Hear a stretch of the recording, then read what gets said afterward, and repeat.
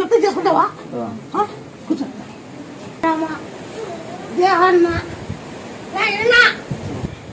గుళ్ళు కావాలి పెట్టలే దేవన్న 7 లక్షలు ఓసి వచ్చిన ఎవరు పట్టుకురాము 7 లక్షలు ఓసి వచ్చిన ఎవరు పట్టుకోరు. ఏం చేస్తుండే తొలిచాకు తంపాకు కుంటుకప్పు దంచి నూనెకి బాగా అయినాక ఆంజనేయ పాదరక్షింది. అంటే ఎట్లమా పాదరక్ష ఆంజనేయ పాదరక్షిస్తాను పాదరక్షింది.